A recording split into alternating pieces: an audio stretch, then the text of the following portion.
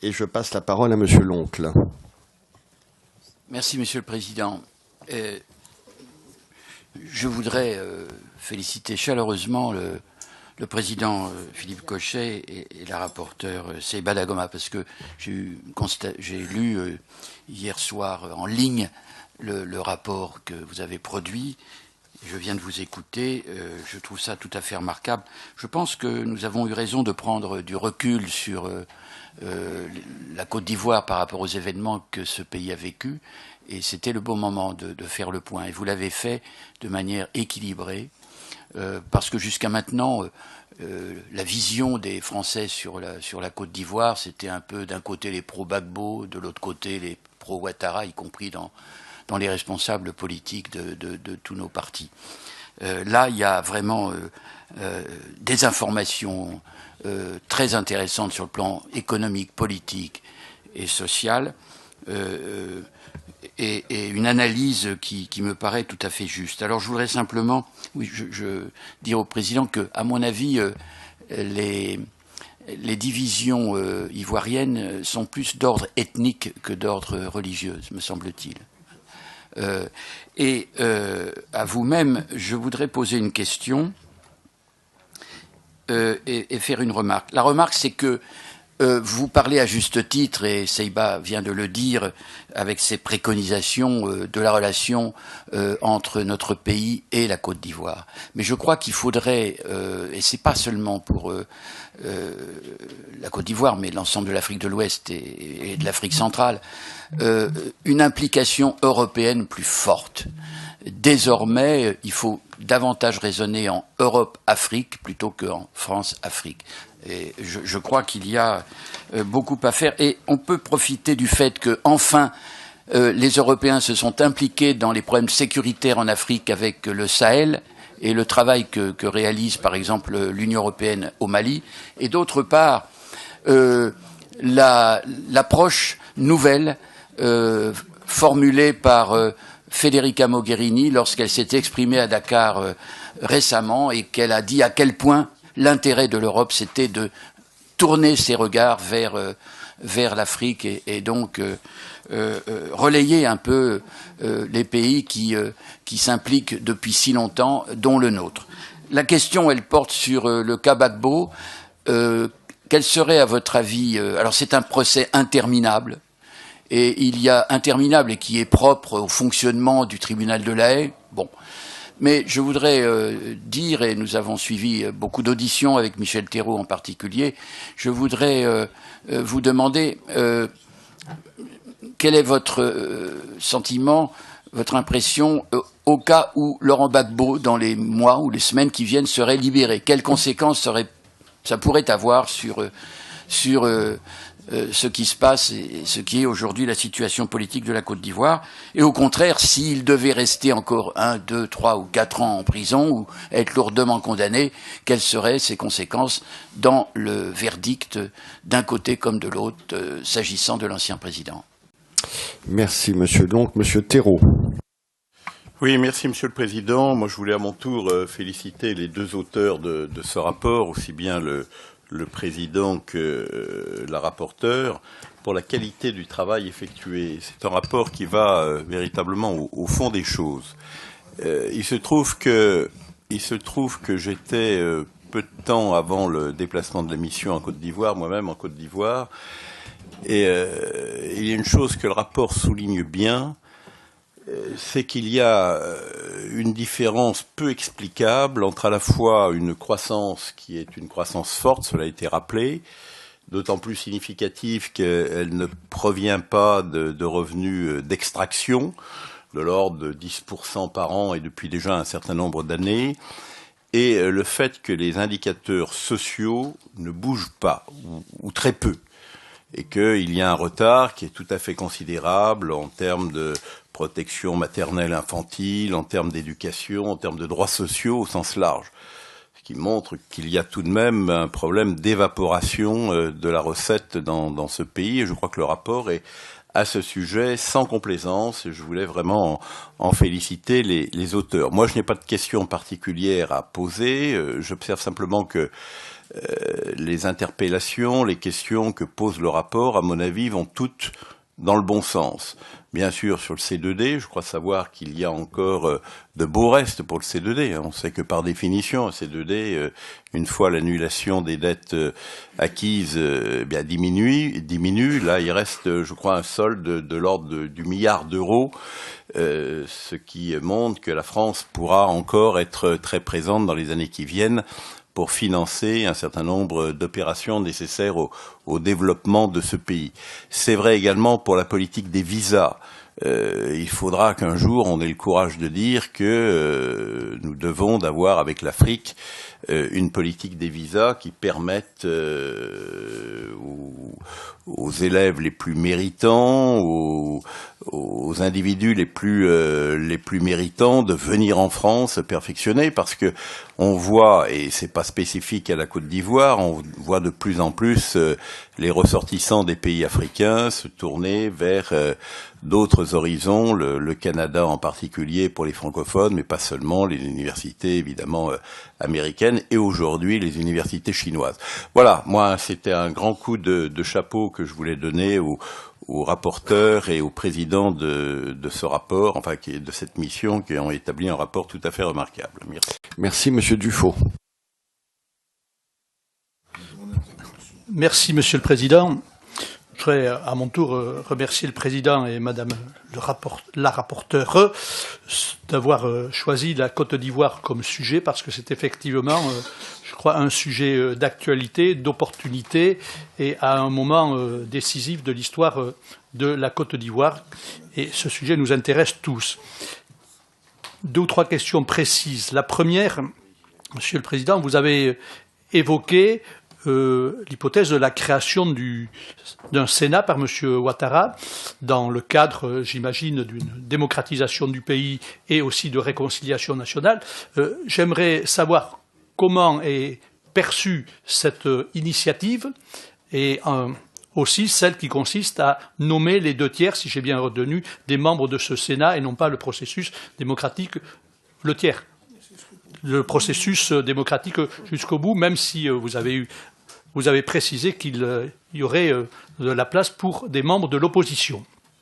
Si ça a un impact au-delà de, je dirais, de la sphère politique de la Côte d'Ivoire dans la population, ou si c'est quelque chose. Deuxième point que vous avez évoqué, qui est un problème fondamental, non seulement en Côte d'Ivoire, mais dans d'autres pays d'Afrique et d'Afrique de l'Ouest, c'est celui du foncier. Sur cette question du foncier, après les initiatives qui ont été lancées par M. Houphouët-Boigny, en particulier celle qui a consisté à gagner des terres sur la forêt, le défrichement, est-ce que cette politique se poursuit ?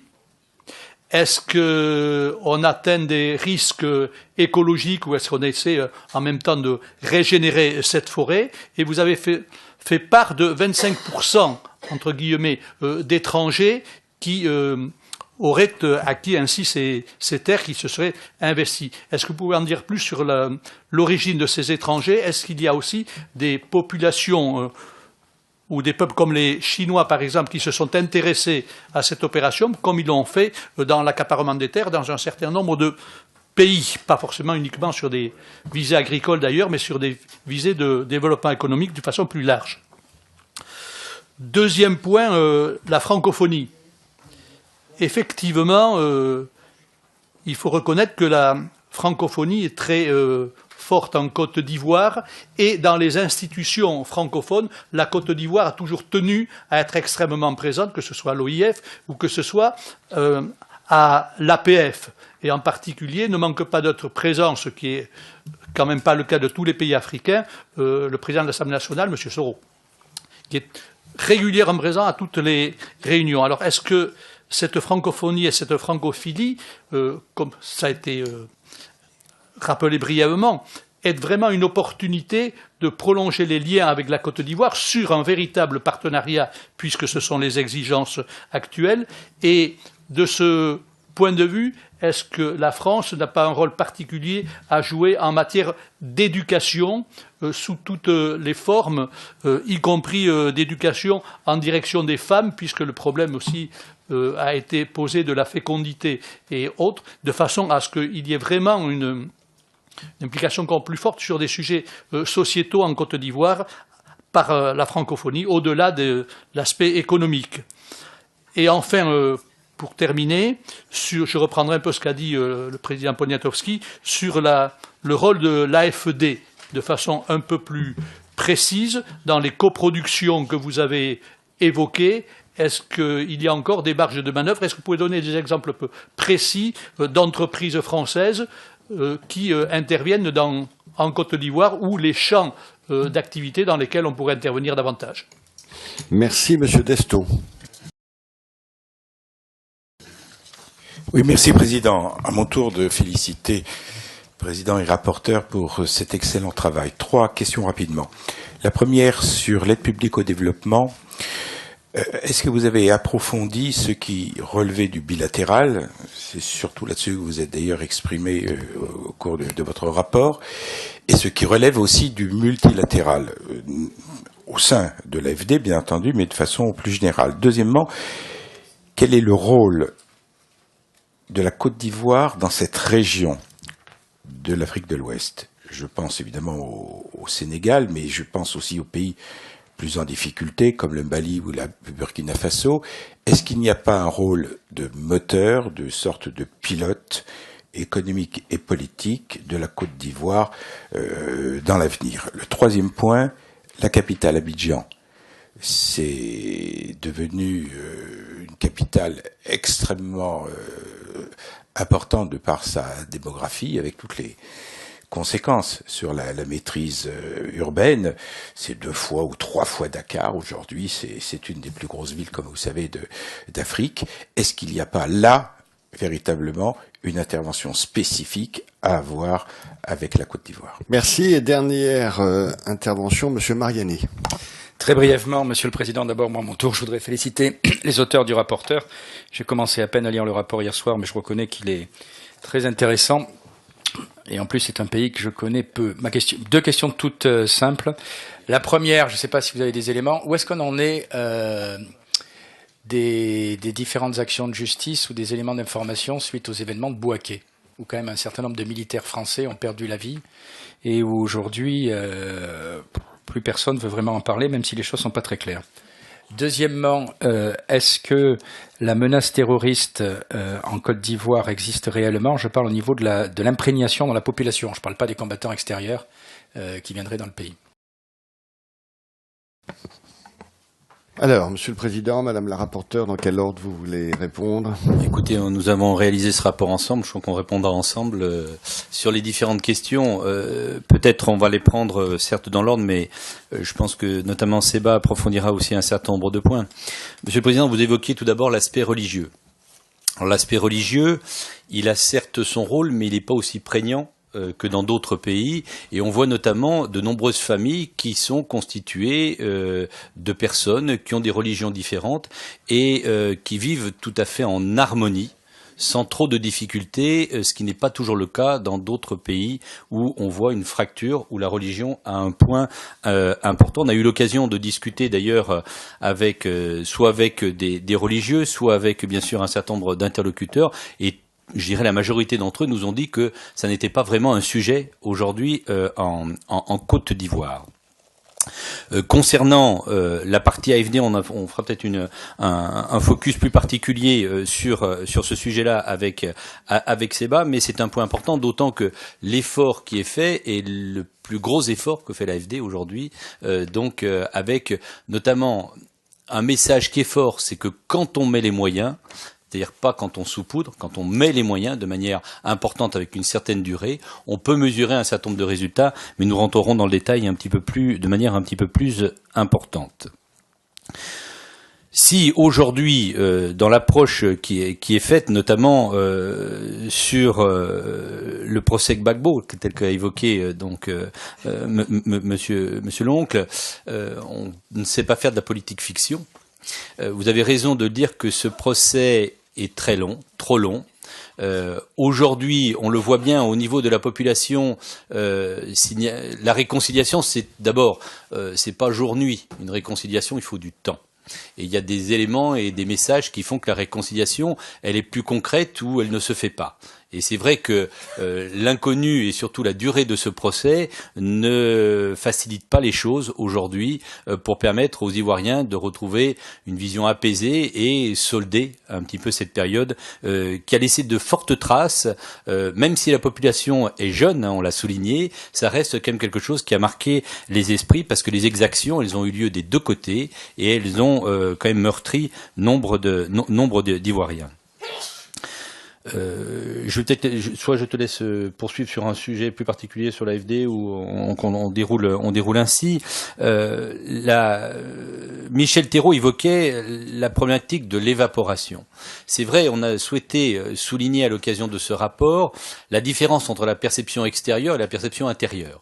Perception extérieure, c'est vrai que la Côte d'Ivoire peut être citée en modèle et le fait d'évoquer que ce pays pourrait être un moteur, notamment au niveau de la région, est évident. Il est évident. Simplement, quand on est un Ivoirien de base, on est content d'apprendre ça, mais on ne le vit pas au quotidien de manière évidente. Et l'image donnée, on ne mange pas du béton, c'est la traduction réelle. C'est-à-dire qu'ils voient qu'il y a notamment des infrastructures aujourd'hui qui se font dans ce pays, ils voient des travaux, d'une modernisation du pays qui est réelle, mais eux n'en voient pas la différence. Ce qui permet de faire peut-être une digression sur un sujet qui prend une importance forte. Notamment sur la difficulté aujourd'hui, notamment quand Michel Thérault évoque cette notion d'évaporation, il y a une corruption qui est réelle. Cette corruption, aujourd'hui, il y a une volonté de la combattre, ça c'est une réalité, mais elle est réelle. Je dirais dans un pays qui a un tel taux d'évolution, de progression, ça attire des convoitises. Et pour lutter efficacement contre cette évaporation, il faut, je dirais, renforcer notamment les structures qui permettent de mieux voir les choses. Et notamment quand on est une entreprise étrangère, on est d'autant plus soumis à cette règle, ce qui pose un problème et qui, voire même dans certains cas, atteint des niveaux qu'ils n'avaient jamais atteint auparavant.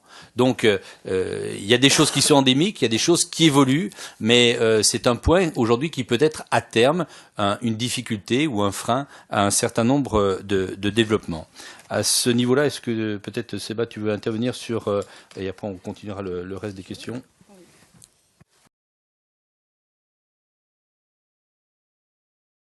Alors, plusieurs points. S'agissant des religions, en fait, effectivement, ce n'est pas un sujet, en réalité, en Côte d'Ivoire. Vous avez parlé, Monsieur le Président, de la frontière nord-sud. En réalité, il y a énormément de musulmans qui sont au sud. C'est extrêmement mélangé. Et au sein des familles, on constate qu'il y a énormément de mariages mixtes. C'est pas le sujet. Avec une réserve, c'est que dans le nord du pays, notamment, mais pas seulement, on constate qu'il y a de plus en plus d'ONG dont on ne connaît pas les donneurs d'ordre qui viennent s'installer en Côte d'Ivoire. Donc on ne sait pas. Il y a un sujet quand même sur ce point. S'agissant de l'aide au développement, les montants sont considérables et c'est sous forme de dons. Outre ça, il y a d'autres instruments qui sont mobilisés. L'AFD finance des garanties bancaires en faveur des petites et moyennes entreprises dans le cadre du mécanisme ARIS. Vous avez aussi... Voilà, pardon ? Et des prêts souverains, évidemment. S'agissant des inégalités, les inégalités, elles sont très importantes. C'est effectivement là, en fait, un paradoxe que l'on voit, c'est qu'effectivement, il y a un taux de croissance qui est extrêmement important. Mais ce qu'on a pu observer très clairement, c'est que les inégalités sociales sont importantes et également à l'échelle du territoire. Parce que quand on voit l'écart entre la première et la deuxième ville de Côte d'Ivoire, c'est très impressionnant. Il y a beaucoup de pauvreté. Philippe Cochet l'a dit, en fait, il y a 46% des personnes qui vivent en dessous du seuil de pauvreté. Pour autant, le gouvernement, en fait, a mené des actions, plusieurs mesures résolument sociales, comme la création d'une couverture maladie universelle, la hausse du salaire minimum garanti, le déblocage des avancements indiciaires des fonctionnaires, l'école gratuite et obligatoire pour les enfants de 6 à 16 ans. Donc il y a énormément de choses qui ont été faites, mais ça ne suffit pas. Donc sur ce point, il faut persévérer. Alors, s'agissant de la réforme constitutionnelle, oui, on a parlé en fait de la création du Sénat. Il faut dire qu'en Côte d'Ivoire, un peu comme en France, on peut dire qu'il y a une forme de défiance des citoyens à l'égard de la vie politique, parce qu'il y a, en réalité, quand on regarde les élections, on voit qu'il y a une abstention qui est extrêmement forte, une abstention qui est liée effectivement à cette défiance, mais également parce que l'opposition, en tout cas une large partie de l'opposition, appelle au boycott des élections. Alors, sur le Sénat, oui, on a entendu en fait quelques personnes nous dire que ça générait des coûts supplémentaires, mais globalement, on ne peut pas dire qu'il y a eu une opposition extrêmement forte à cela. L'intégration régionale, oui, c'est un sujet très important. On peut dire que Alassane Ouattara a joué un rôle important puisqu'il a présidé un certain nombre d'organisations ces derniers temps. Le potentiel, on en parle dans le cadre du rapport entre la Côte d'Ivoire et le Ghana, on appelle ça Ghanivoire, il y a énormément de choses à faire, mais je vous invite à lire le rapport parce qu'il y a différents points sur lesquels ils devraient avancer parce que ça constituerait effectivement un effet de levier, mais il y a des sujets, par exemple la langue, il y a la question de la monnaie, puisqu'il y a effectivement il y a une zone UEMOA où en fait il y a le franc CFA, mais par exemple le Ghana, en fait c'est une autre monnaie, donc il y a quand même des obstacles à surmonter, mais c'est effectivement le chemin et l'horizon. La menace terroriste. S'agissant de la menace terroriste, on ne peut pas dire en fait qu'en Côte d'Ivoire, la menace terroriste, elle soit à l'intérieur du pays. En fait, c'est plutôt en fait l'extérieur pour répondre à Monsieur Mariani. La francophonie est un levier. Vous savez que la Côte d'Ivoire va accueillir les Jeux de la francophonie dans quelques mois. Et effectivement, sur ça, il y a déjà des partenariats qui sont très importants. Vous l'avez dit, que vous rencontrez régulièrement Guillaume Soro, et ils sont très mobilisés sur cette question. Sur la question de la réconciliation. Alors, la réconciliation, effectivement, c'est un processus qui est inachevé. Et que d'entrée de jeu, à partir du moment où il y a une large partie de l'opposition, d'un point de vue institutionnel, qui refuse d'entrer dans les institutions, effectivement, on voit bien que c'est extrêmement délicat. Vous avez posé la question, mais en tout cas, c'est un processus. C'est un processus, étant entendu que ce que l'on constate, c'est que les diasporas à l'étranger, et notamment en France, les Ivoiriens en France sont très mobilisés contre le pouvoir en place. Sinon, sur Laurent Gbagbo, alors effectivement, nous ne savons pas quelles peuvent être les conséquences de Laurent Gbagbo. Vous avez parlé, on n'est pas politique fiction. Nous ne savons pas quelles pourraient être les conséquences. En tout état de cause, c'est qu'il est certain qu'il y a encore un certain nombre de personnes qui soutiennent encore Laurent Gbagbo. Juste peut-être sur le foncier que vous avez évoqué, Monsieur Dufaux, c'est un véritable problème. À l'époque, effectivement, la volonté, il y a eu une déforestation considérable de ce pays qui a perdu la majorité de ses forêts pour réaliser donc un certain nombre d'activités agricoles. Et c'est vrai qu'il n'y a pas de retour en arrière. Alors, il y a une prise de conscience aujourd'hui, comme quoi ils ont atteint un seuil et qu'il faut faire attention par rapport à ceci. Le problème du foncier, c'est qu'en fait, aujourd'hui, il n'est toujours pas réglé. Donc, il y a des potentialités de sources d'affrontement qui restent très fortes. Mais pour qu'il y ait une résolution, il faut qu'il y ait un cadastre. Avant d'avoir un cadastre, il faut qu'il y ait déjà une capacité à recenser une population. En plus, les frontières, elles sont très théoriques. C'est-à-dire que vous passez d'un pays à l'autre sans vous en rendre compte. Et tout ça crée une difficulté de gestion et on peut souligner l'effort, notamment du gouvernement de M. Alassane Ouattara, de remettre les institutions. Mais elles ont été tellement déstabilisées pendant ces années donc de tension qu'il faut les reconstruire. Mais quand on est un Ivoirien, on peut franchir une frontière de manière complètement indifférente. Et donc, ce qui renforce encore la complexité de ce genre de choses. Mais il est vrai que c'est un pays qui a vraiment réduit à pratiquement plus grand-chose une forêt qui était considérable. En même temps, c'est un pays qui a des possibilités agraires phénoménales. Elle est loin d'être aujourd'hui au top de l'utilisation. Et donc, ça veut dire que c'est un pays qui a, comme on l'a évoqué dans la présentation, qui a encore des sources considérables de revenus à développer à terme. Mais c'est vrai que la non-résolution, alors c'est facile d'en parler ici, c'est plus complexe quand on est sur place pour comprendre la difficulté à résoudre ces problèmes, parce que vous êtes propriétaire de droit ou de fait. Et donc, à partir de là, la complexité, elle est quand même réelle. Et quand les gens exploitent, ils ont du mal à comprendre, écoutez, merci de votre travail, maintenant vous en allez, il y en a d'autres qui vont arriver. Donc, c'est un petit peu pour caricaturer les choses, un des aspects. Oui. Peut-être un chiffre. En moins de 50 ans, la Côte d'Ivoire a perdu 75% de sa surface forestière, passé de 16 millions d'hectares dans les années 60 à 3,4 millions aujourd'hui. Juste peut-être pour répondre à M. Destot concernant, je pense que c'était peut-être sur l'aspect urbanistique que vous évoquiez cet aspect-là. Je crois qu'il y a une certaine prise en compte aujourd'hui de l'évolution notamment de cette ville qui progresse de plus en plus.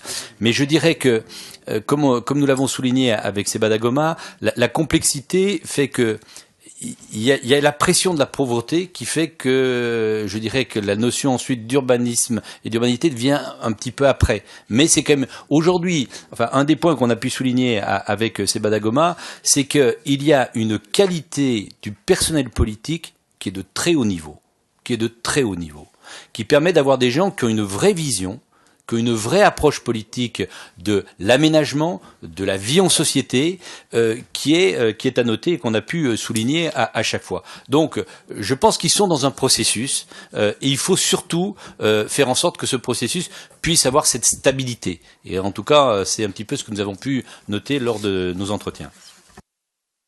Bien, il me reste à vous remercier et à vous féliciter pour la qualité de ce rapport. Et remercier également votre administrateur, Charlotte Sicard également, parce qu'elle s'est très impliquée. Il y a une demande de monsieur. Oui, mais là c'est fini, monsieur l'oncle.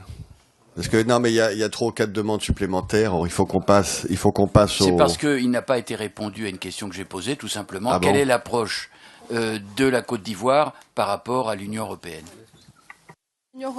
Sur l'Union européenne, monsieur l'oncle, en fait, il y a plusieurs. En fait, en matière de développement, il y a le FED. Le fonds de développement, et également en fait depuis quelques semaines, la Côte d'Ivoire est éligible au fonds fiduciaire pour les réfugiés, parce que vous savez que parmi les personnes en fait qu'on retrouve à Lampedusa, eh bien les Ivoiriens sont les 4e les plus représentés en nombre.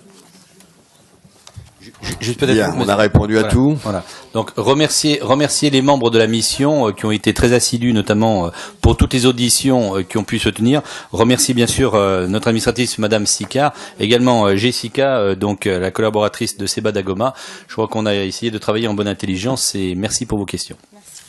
Voilà, merci. Bien, il ne nous reste plus qu'à autoriser la publication du rapport de la mission d'information. Il y a-t-il des oppositions?